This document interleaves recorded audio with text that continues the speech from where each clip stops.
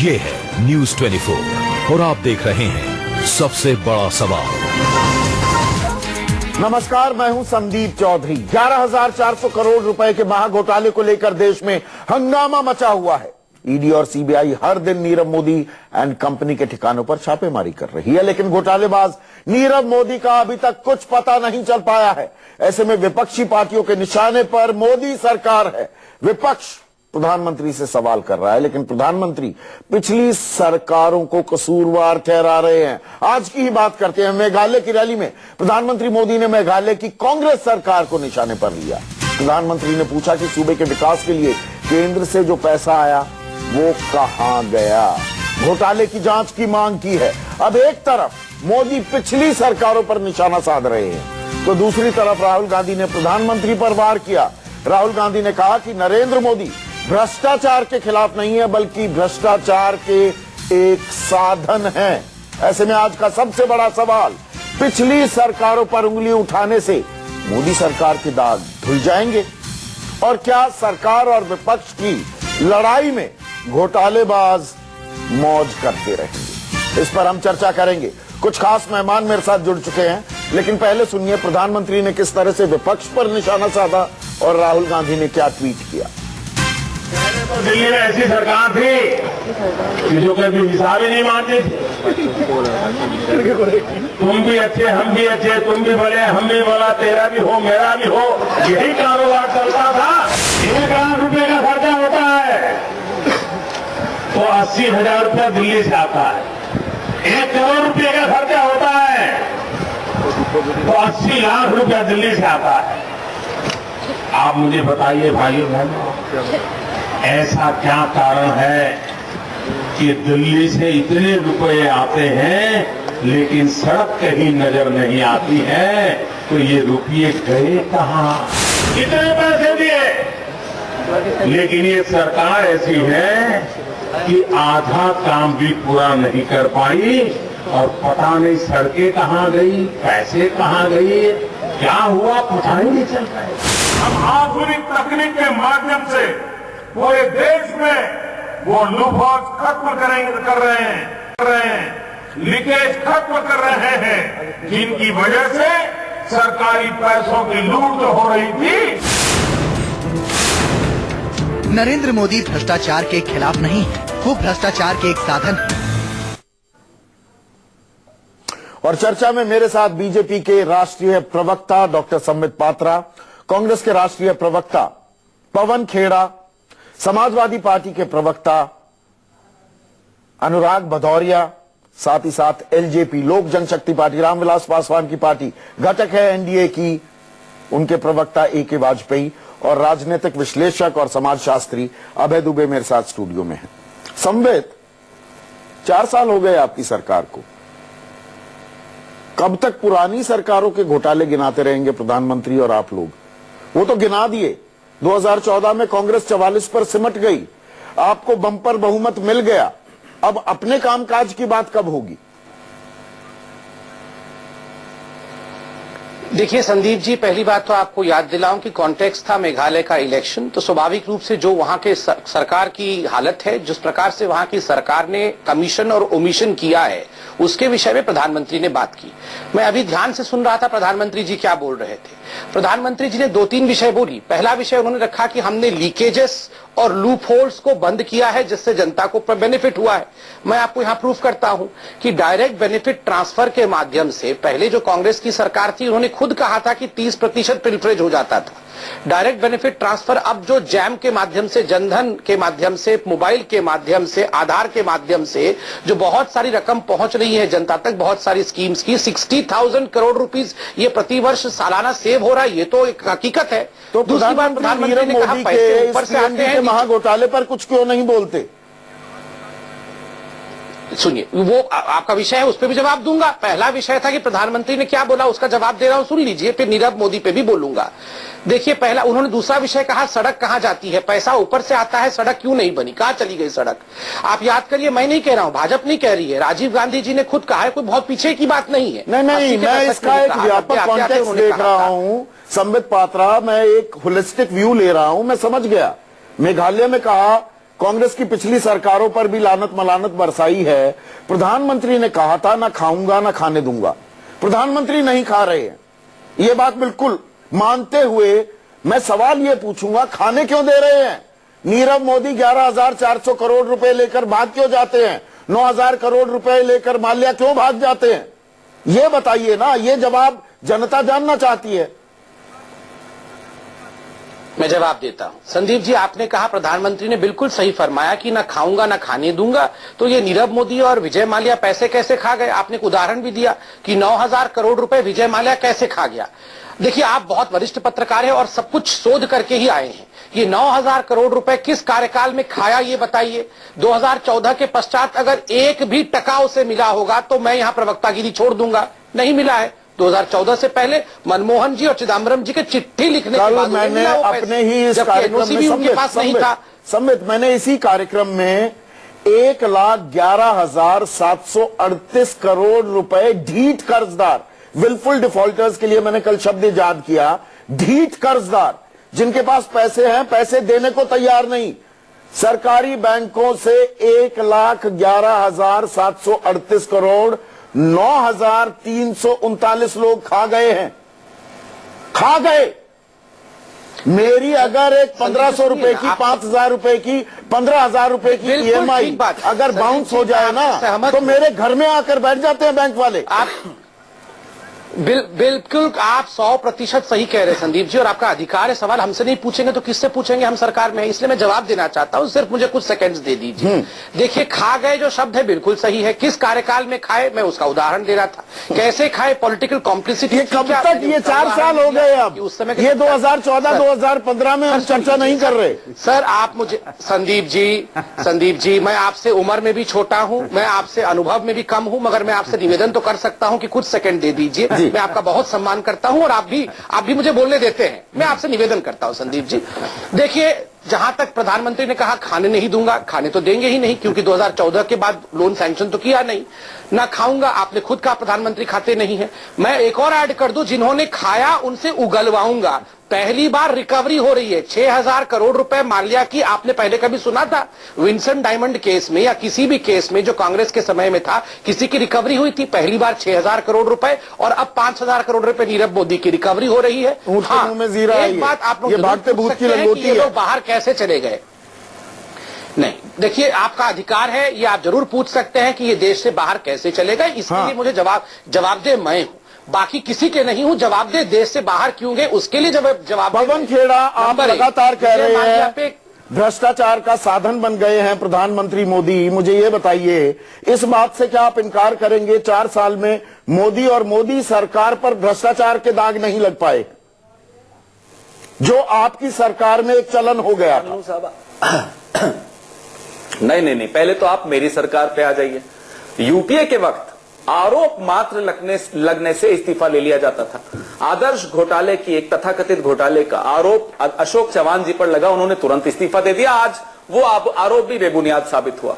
2G वो भी बेबुनियाद साबित हुआ। और देखिए, राजा ना केवल इस्तीफा हुआ, जेल गए, वही जेल गई। मैं अभी मेरी बात समाप्त हो जाने दी। कोयला घोटाला, बिल्कुल, CWG में कलमाड़ी जी जेल भी गए और पार्टी से भी बाहर हुए। कोयला घोटाला में जो एक्शन हो रहा है आपके सामने हो रहा है। मैं आपको एक बात बता दूं, नहीं, आप मोदी सरकार के घोटाले गिनवाइए ना। सर्टिफिकेट दे रहे हैं कि प्रधानमंत्री, मैं अभी इन्हीं पर आ रहा हूं। हाँ। आप कह रहे हैं मोदी जी खाते नहीं है। अरे साहब, GSPC घोटाला मुंह बंद, राफेल की कीमत बताना है मुंह बंद, अरे एक घोटाला, जय शाह मुंह बंद, और अब नीरव मोदी मुंह बंद। अरे ये खाते हैं, वो भी प्रूव हो जाएगा। और खाने दे रहे हैं और खाने के बाद मूंछ पर हाथ फेरकर जाने दे रहे हैं। ये वो सरकार है। ये खाते भी हैं, खिलाते भी हैं और भगाते भी हैं। ऐसी सरकार तो कभी किसी ने देखी नहीं। और जब इनसे कोई प्रश्न पूछे तो नेहरू जी ने ये कर दिया था, महात्मा गांधी ने वो कर दिया था। अगर मोदी जी पहले प्रधानमंत्री होते तो ये नहीं होता। अरे साहब, अब तो बन गए हो, 4 साल हो गए हैं, कब तक भूतकाल में जाते रहोगे? भाई आप क्यों फेल हुए? बोले गुल्लू भी फेल हो गया, बबलू भी फेल हो गया, हम भी फेल हो गए। अरे गुल्लू बबलू फेल हो गए तो उनको सजा मिल गई, अब आपकी बारी है। संबित रिस्पॉन्ड कर रहे हैं, अब आपकी बारी है। गंभीर आरोप है ये। देखिए, मैं अभी 2G, आदर्श और सबके बारे में बात हुई। ये कह रहे थे कि एक मोरल हाई स्टैंडिंग लेके कि हमने अपने मन पे इस्तीफा दे दिया। मन से इस्तीफा नहीं दिया। 2G में सुप्रीम कोर्ट ने कहा कि इसमें घपला है, इसलिए इस्तीफा दिया, उसके बाद ही दिया। और याद करिए आदर्श घोटाले में कोई इनको बरी नहीं हुई। आदर्श घोटाले का केस चल रहा है। बिल्कुल गलत। सर आपके बीच में बिल्कुल नहीं बोल रहा। पॉलिसी पे निर्णय हो रहा था कि ऑप्शन सही है या नहीं बोल रहा था। इस प्रकार से होगा तो फिर डिबेट ही नहीं हो पाएगा। देखिए पवन जी, मैं आपके बीच में नहीं बोल रहा। धन्यवाद। बोलिए जनाब। देखिए 2G में सुप्रीम कोर्ट का जजमेंट भी था। 2G में सुप्रीम कोर्ट का जजमेंट भी उस समय आया था, आप भी जानते हैं। उसके बाद इस्तीफा हुआ। आदर्श में केस अभी भी चल रहा है। उस बिल्डिंग को गिराने का आदेश कोर्ट ने दे दिया है। केवल इतना हुआ है कि चौहान साहब के ऊपर गवर्नर ने जो सैंक्शन लगाया हुआ था पहले, वही बात सुन लीजिए सर, मैं कंप्लीट कर रहा हूं, मैं वही बता रहा हूं। अशोक चौहान के ऊपर जो गवर्नर ने परमिशन दिया था कि आप इनकी जांच कर सकते हैं, एक वीवीआईपी सिंड्रोम के नाते कहीं न कहीं कि वो मुख्यमंत्री रहे हैं, उनकी जांच नहीं होगी। घपला समाप्त नहीं हुआ है। और जय शाह के ऊपर मुंह किसका बंद हुआ है? अच्छा, मुंह तो उनका बंद हुआ है जो कोर्ट में गवर्नर आपका, आप भी कोर्ट में जाके उन पर ओपन केस गवर्नर पे आरोप लगा। गवर्नर आपका क्या होता है? गवर्नर ने सैंक्शन दिया। गवर्नर ने सैंक्शन दिया। गवर्नर ने सैंक्शन दिया कि जाके जांच करिए। आप लोगों ने रुकवाया। आदर्श में अशोक चौहान बाहर है, उसमें मैं कंप्लीट कर लूं। आदर्श केस चल रहा है। उस बिल्डिंग को गिराने के लिए कहा गया है। बाय द वे, भूतकाल में कब तक बात करते रहेंगे? की बात हो रही है। आदर्श हम भूतकाल में कब तक बात करते रहेंगे? अभी सवाल यह है, अनुराग भदौरिया, अगर कांग्रेस कहती है भ्रष्टाचार के साधन है प्रधानमंत्री, मेरा सवाल यह है कि मोदी सरकार के घोटाले तो गिनवाइए। अगर घोटालेबाजों पर अब कड़ी निगरानी की जा रही है, क्या इस बात को आप नकार सकते हैं अनुराग भदौरिया? देखिए, बड़ी मजेदार बात है। हमारी आपकी डिबेट 2 मिनट में खत्म हो जाए। अगर 2014 के भाषण सारे प्राइम मिनिस्टर साहब के आप चला दीजिए और आज का भाषण देख लीजिए, दोनों भाषण दिखा दीजिए, जनता को पता चल जाएगा क्या सच है क्या झूठ है। डिबेट यहीं खत्म हो जाएगी। जो वो कहते थे 2014 में जब इलेक्शन लड़ रहे थे, वो भाषण की उनके चला दीजिए, और आज जो कहते हैं वो चला दीजिए। आप दोनों का अंतर देख लीजिए। किसी को कुछ बोलने की जरूरत पड़ेगी ना सुनने की जरूरत पड़ेगी। अपने आप आपको दूध का दूध पानी का पानी हो जाएगा, क्योंकि वो रिकॉर्डेड है। हम आप बोलेंगे तो अभी संबित जी चिल्लाने लगेंगे कि नहीं ये बोल रहे वो बोल रहे। नहीं, जहां तक अभी बता रहे थे सड़कों की बात हो रही थी, आप गुजरात में तो ऐसी सड़कें बन गई, आप अगर उस पर चलेंगे तो फिसल जाएंगे। आप बिना चले फिसलते हुए आप 100 किलोमीटर चले जाएंगे। और मध्य प्रदेश में भी ऐसी सड़कें बनी कि आप अंदाजा नहीं लगा सकते कि मतलब क्या बताएं। सड़क क्या, जैसी सड़क पे निकलो बगल में टॉयलेट बना हुआ है, उसके आगे जाओगे तो मतलब सड़कें चमाचम है। छत्तीसगढ़ की सड़कों का कोई हाल मत पूछिए। और यूपी में तो गड्ढा मुक्त हो चुकी है। मतलब अभी तो मैं घर से निकला हूं, आपके दरवाजे तक, आपकी स्टूडियो तक सरकते हुए आया हूं, कोई गड्ढा नहीं मिला, सरकते हुए चला आया। इस तरह की बातें ये क्या दर्शाता है? जब आप देश की बात करते हो तो पूरे देश की बात होनी चाहिए। जिस तरह के घोटाला जो आप ब्लैक मनी हमारे देश में लाने वाले थे, वो हमारा व्हाइट मनी लेके लोग भाग गए। ब्लैक मनी की बात ही नहीं चला। दूसरा सवाल संबित, उसके बाद में आप के पास आ रहा हूं। अनुराग भदौरिया, 1 मिनट रुकिए। आपने ब्लैक मनी की बात की, उसके बाद आप चले जाते। 1 मिनट अनुराग रुकिए। संबित पात्रा, वादा ये था 2014 में 15 लाख रुपए हर आदमी के खाते में आएंगे। करोड़ों रुपए, 2 लाख करोड़ से 20 लाख करोड़ रुपए का आकलन किया गया काला धन है और हमें सरकार में लाइए। और आने वाले थे। बाद में आपके अध्यक्ष ने ही कह दिया कि ये तो एक राजनीतिक जुमला था, 15 लाख नहीं आने वाले हैं। फिर नोटबंदी की बात हुई, नोटबंदी के बाद काला धन आना था। आज तक हमें पता नहीं लगा कितना काला धन आया। वो काला धन कहाँ है, ये बताइए संबित। नहीं, एक चीज मैं जवाब देता हूं। एक क्वेश्चन और भी है कि पेट्रोल डीजल के दाम कम होने वाले थे और बेरोजगारी खत्म होने वाली थी। ये भी स्पीच में था कि पेट्रोल और डीजल एकदम कम हो जाएगा, बेरोजगारी खत्म हो जाएगी देश से।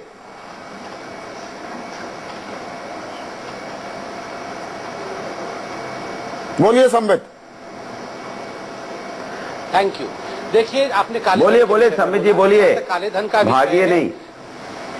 जहां तक नहीं, आप बोलिए, कोई बात नहीं। अनुराग, आप मुझे लड़ना बिल्कुल नहीं है। चर्चा की गति को खराब करते हैं अनुराग, बीच में टोक के। मैं आपको वार्न कर रहा हूं, ऐसा मत कीजिए। बोलिए संबित। Thank you. संदीप जी, आपने सबसे पहली जो बात की, आपने कहा ब्लैक मनी का क्या हुआ। संदीप जी, आप भी साक्षी हैं इस बात का कि ब्लैक मनी को लेकर 3 साल से सुप्रीम कोर्ट में केस चल रहा था। सुप्रीम कोर्ट ने एसआईटी बनाने को कहा। 3 साल से कांग्रेस की सरकार ने मना भी किया, रिव्यू पिटीशन तक डालने की बात हुई। 2.5 दिनों के अंदर एसआईटी बना। जो सुप्रीम कोर्ट ने कहा वो हमने किया, और 2 जजेस उसको पूरे एक एसआईटी कमेटी बनकर उसको देखरेख कर रहे हैं। डिमोनेटाइजेशन के ये बताया था 2014 में, चाहे वो 600 ये 2014 में बताया था आपने। बिल्कुल बताया था, बिल्कुल बताया था कि हम ब्लैक मनी के खिलाफ लड़ेंगे। एसआईटी तो यूपीए ने गठित कर दी थी, उसको पूरा रामायण का सीरियल कौन याद दिला रहा है? ये रामायण का सीरियल कौन याद दिला रहा है? संबित पात्रा जी, ये अरे रामायण का सीरियल कौन याद दिला रहा है? ऐसा क्या कौन आया है रामायण के सीरियल से? सत्य बोलना सीखो। अरे आप लोग, अरे बताइए, अरे रेणुका जी के भाई साहब शांत हो जाइए, मुझे बोलिए। हमारे अकाउंट में तो आ गए 20 लाख रुपए, बहुत हंस ली है। हमारे अकाउंट में आ गए भैया। दुनिया का बहन बहुत हंस चुकी है। आपकी बहन मुद्दे पर आते हैं। अकाउंट में 15 लाख रुपए तो नहीं आएंगे खाते में। मुझे ये बताइए काला धन कब आएगा? जो सरकारी आंकड़े हैं, राहुल गांधी ने भेजा है और किसने भेजा है? कि सरकार की तरफ से आ गए। संबित और पवन खेड़ा को स्क्रीन पर रखिए। मुझे ये बताइए, संबित माँ बेटे राज्यसभा में 1 मिनट संबित नहीं, विषयांतर ना हो, विषयांतर ना हो। ये तू मैंने 20-30 सेकंड के लिए ठीक लगती है। संबित राज्यसभा में पिछले साल फरवरी 2017 में लिखित जवाब में देश के वित्त मंत्री अरुण जेटली ने कहा, लिखित जवाब में देश के वित्त मंत्री अरुण जेटली ने कहा कि विदेशों में जमा काले धन की मात्रा का आधिकारिक आकलन नहीं है। आपने अभी तक तो आकलन भी नहीं किया।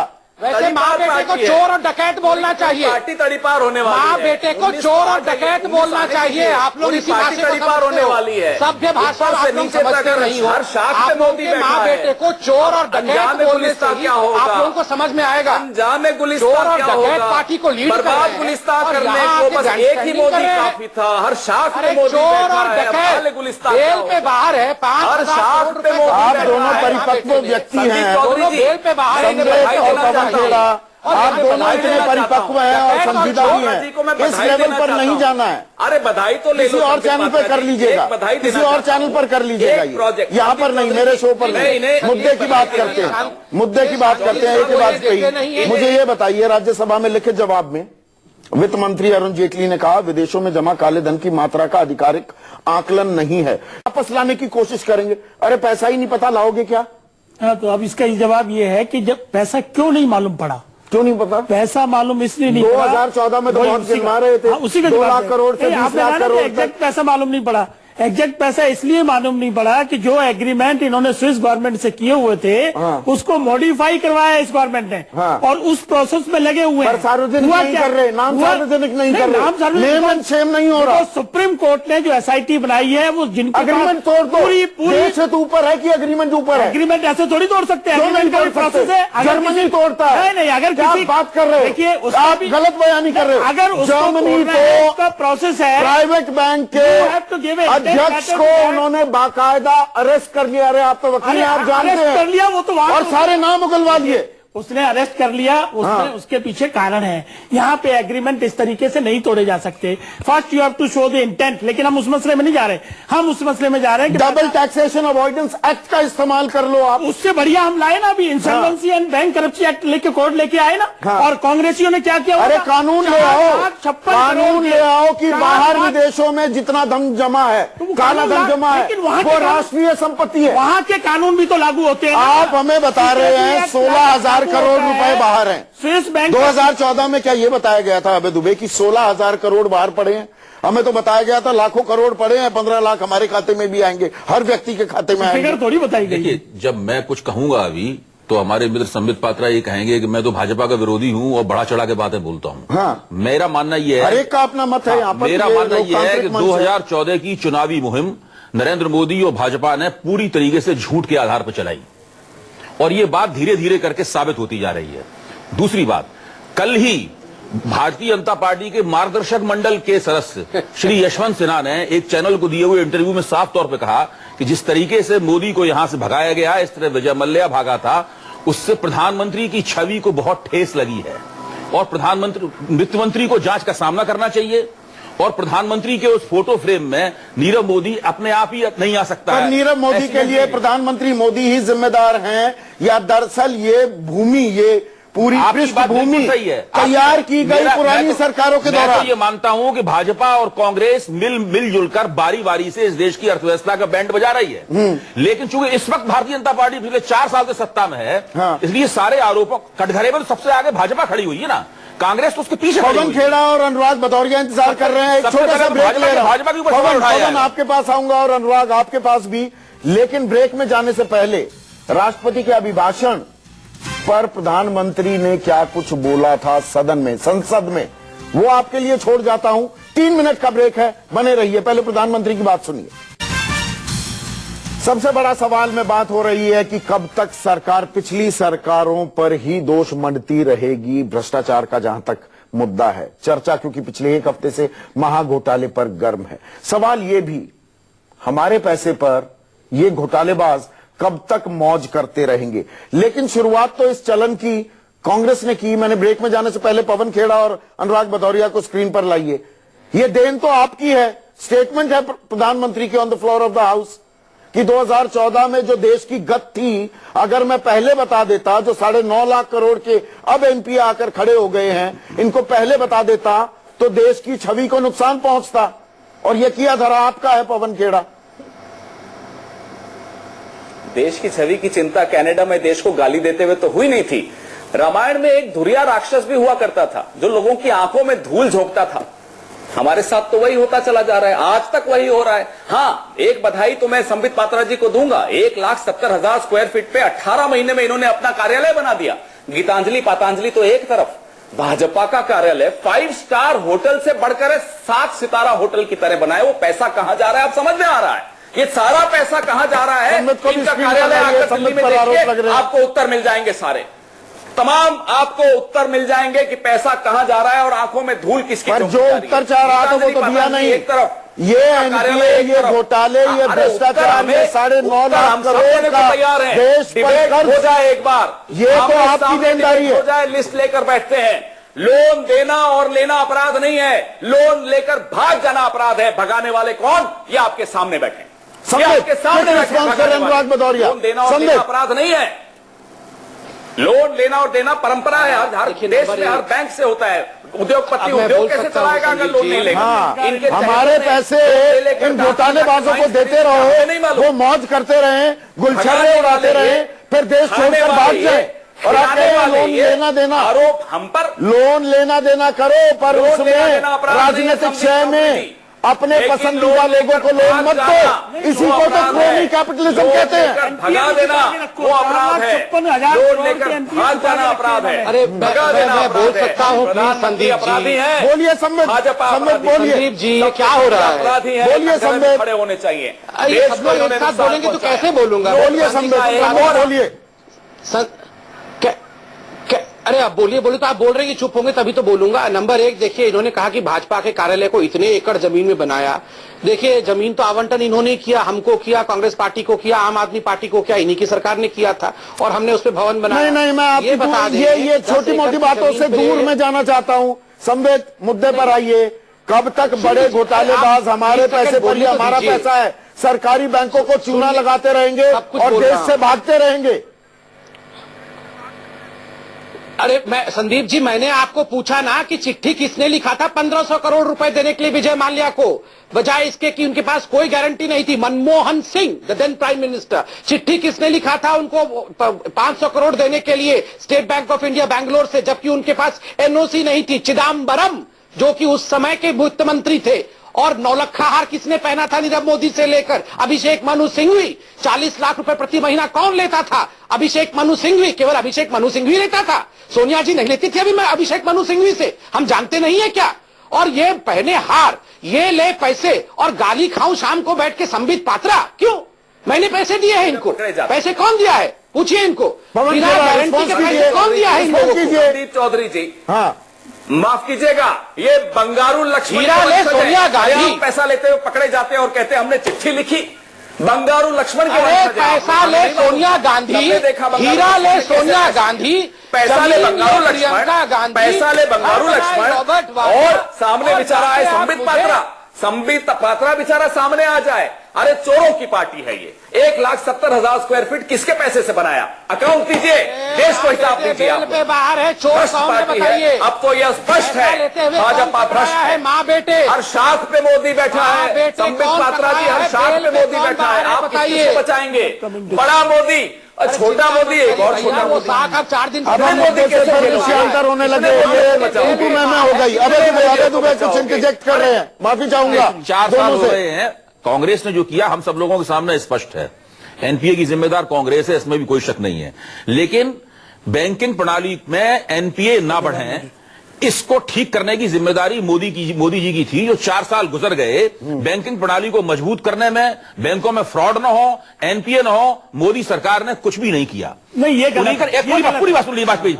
मोदी सरकार अगर मोदी सरकार ने कुछ किया होता, 2 मिनट है वाजपेयी अगर मोदी सरकार ने कुछ किया होता तो 2017 में और 2017 के अंदर जो लेटर ऑफ अंडरस्टैंडिंग दिए गए वो नहीं दिए जाते। देखिए, इसके लिए दूसरी बात गलतियां इन्होंने की 293 अब आप ये भी ये सवाल भी पूछा जाना चाहिए कि विजय माल्या ने कांग्रेस के दिए हुए लोन खाए, देश छोड़ने से पहले वो राज्यसभा के सदस्य थे, राज्यसभा गए और किससे मिले?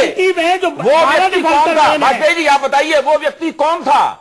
केंद्रीय सरकार का वो मंत्री कौन था जिससे भारत छोड़ने से पहले? नहीं, आपकी बात को आगे बताता हूं। 1 मिनट वाजपेयी साहब, अनुराग भदौरिया बहुत देर से चुपचाप बैठे हैं। अनुराग भदौरिया ईमानदारी से 1 मिनट, अनुराग भदौरिया ईमानदारी से बताइए, ललित मोदी की बात हो, विजय माल्या की बात हो, नीरव मोदी की बात हो, मेहुल चोकसी की बात हो, ये सिलसिला ना 2014 में शुरू हुआ ना 2015 में शुरू हुआ, ये पीछे से चला आ रहा है।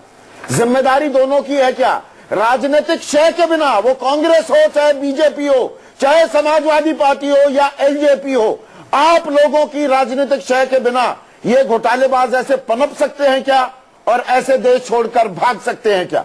अनुराग भदौरिया देखिए, बड़े आश्चर्य की बात है कि भारतीय जनता पार्टी कितनी आसानी से पुरानी बातें बता के अपने आप 4 साल को भुला देना चाहती है। 4 साल का जो उन्होंने कुछ नहीं किया उसको भुला देना चाहती पीछे की बातें करके।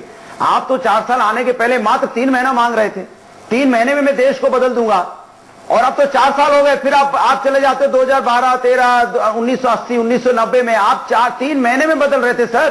3 महीने में पूरे देश का सिस्टम बदलने वाले थे। देश के अंदर रोजगार और हर घर घर में आप डेवलपमेंट की बात कर रहे थे, अचानक आप पीछे की बात करने लगे।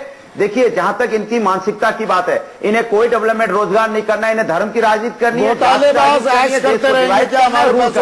इन्हें कोई कुछ नहीं करेगा। एक्शन किए जा रहे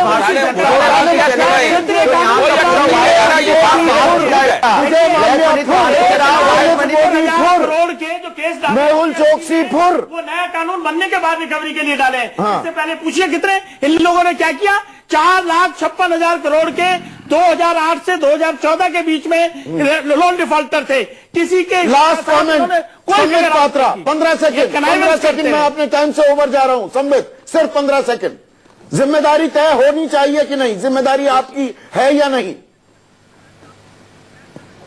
देखिए, प्रथम दृष्टया आप भी, कोई भी व्यक्ति जो देखता है उसको क्या रियलाइज होता है कि यूपीए जो है एक लोन पिकनिक बना रही थी, जो आ रहा था उसको लोन दे रही थी, और भारतीय जनता पार्टी क्या कर रही है, वो रिकवरी करने में लगी हुई है। हमने एक लोन दिया नहीं है, बल्कि उल्टा रिकवरी कर रहे हैं। आप निश्चिंत रहिए, रिकवरी हमारे जमाने में ही होगी, चोर हमारे जमाने में ही पकड़ाएंगे। उस जमाने में चोर कैलेंडर छपवा, इस कार्यकाल के सिर्फ 1 साल बच गया है, इस कार्यकाल का सिर्फ 1 साल बच गया है। हम उम्मीद यही लगाते हैं भ्रष्टाचार का अंत हो, घोटालेबाज फुर ना हो इस देश से। संबित पात्रा, पवन खेड़ा, अनुराग भदौरिया, ए.के. वाजपेयी और अभय दुबे, आप सभी का बहुत बहुत शुक्रिया।